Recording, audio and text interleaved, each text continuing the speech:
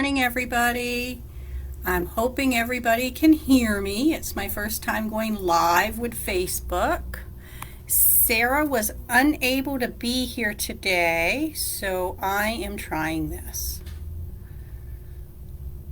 If you can hear me, let me know.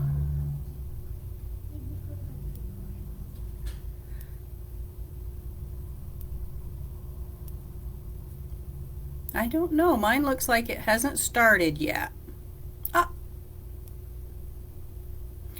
Good morning, everybody. Welcome to our live program today for the summer reading program.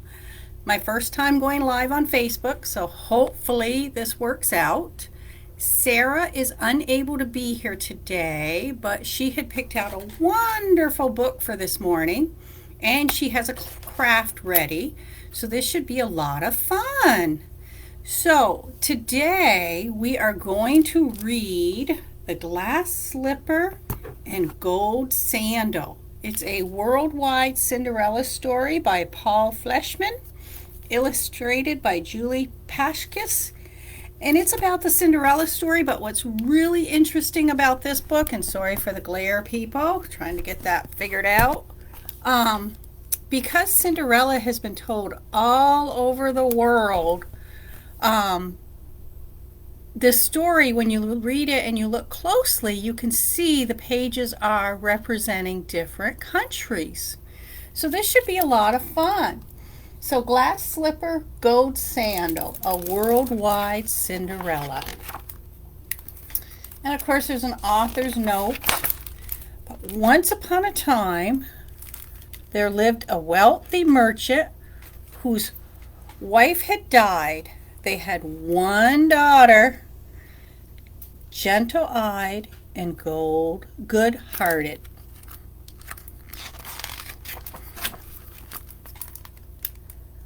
Down the road lived a widow with two daughters. The woman gave treats when she passed, pond doothies to eat, sugarcane to chew. The girl knew that her father was lonely. "You should marry the widow," she told him. "She's so nice to me." The father had his doubts, but the girl kept asking, "And how long can a father say no to his daughter?" And so he and the widow were married. Look at them, there's their wedding. And see, when you look right down here, it says Mexico.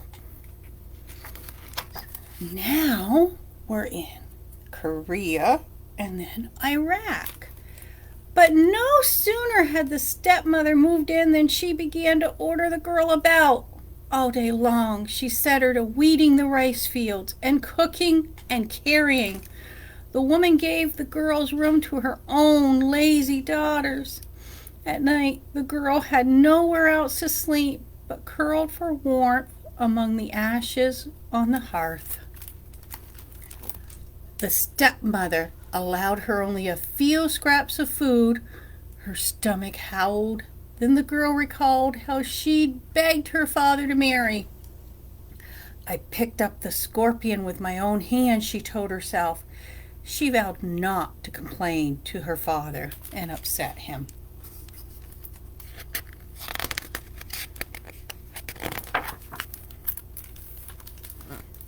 But when the girl was out tending the cattle, the beast heard her crying for hunger. "Don't weep," said one of the cows, and the animal poured honey from its horn. And a fairy gave her figs and apricots, and Godfather Snake gave her rice. Once she was eating well and proper, the girl bloomed into a right rare beauty. The stepmother couldn't fathom it, and meanwhile her own sour-faced daughters would curdle the milk if they looked at it twice. Oh my goodness. One day it was announced far and wide the great king was in search of a queen. all the unmarried women dressed in their finest robes and set off for the palace. And again, we're in another country and a different one over here. Each one of these. To make sure the girl couldn't go, the stepmother threw an apron full of lentils into the ashes and ordered her to pick them all out. And scour all the kitchen pots too, she hollered. As soon as the stepmother left with her daughters, the girl burst into tears. Outside, the sparrows heard her. In they flew and pecked the lentils from the ashes. Then a witch woman came in and spoke a spell, and up jumped the pots and scoured themselves. Well, I wish my dishes would wash themselves. The girl was free to go, but she had nothing to wear except rags. Then she looked in her mother's sewing basket. Then she reached into a hole in the birch tree. Then a crocodile swam up to the surface, and in its mouth was a sarong made of gold, a cloak sewn of kingfisher feathers, a kimono red as a sunset. And on the girl's feet appeared a pair of glass slippers, diamond anklets, sandals of gold. See, each country, they say it's something different. France was the glass slippers, India was diamond anklets, and Iraq was sandals of gold. Walk to the ball, said the girl's auntie. Never. She picked a big and beautiful round breadfruit from a tree and tapped it 3 times with her wand. Quick as the blink of a firefly, that breadfruit changed itself into a coach. When she made her entrance, so great was her beauty that the musicians stopped playing. No one, not even her stepmother, knew who the beautiful stranger was. All night the girl danced with the headman's son until the first rooster crowed. Then she remembered she had to leave at once. She leaped onto her mare's golden saddle. "Who are you?" called the prince. The girl had no time for words and charged down the lane. The prince sprinted beside her, got a hand on her shoe, and the dainty thing pulled off in his fingers as she galloped away. The king declared he would marry the golden shoe's owner. He ordered the women of the court to try it on, but none could squeeze inside it.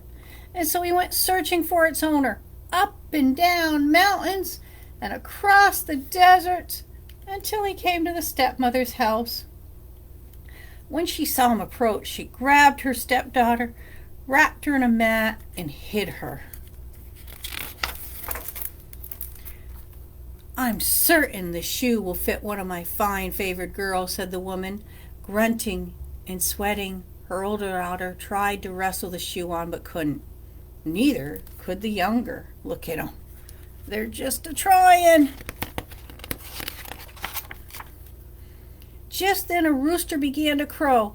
They put the ugly one on show and hit the beauty down below. The girl was brought forward. "Don't waste your time with that one," said the stepmother. But the magistrate looked into the girl's eyes, took the straw sandal in his hand, and slipped it onto her foot with ease. Because now we're in Korean, so they said the straw sandal. She and the great king were married at the palace, where the guests feasted on mangoes and melons, rice seasoned with almonds, beef stew and lamb stew, and cookies and custards.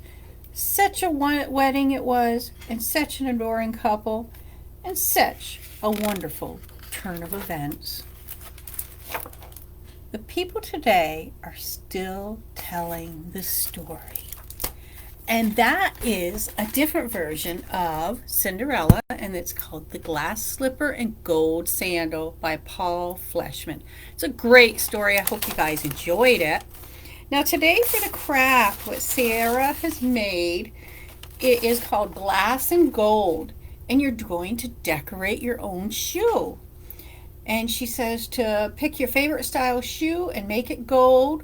With the other shoe, I want you to decorate it any way you please.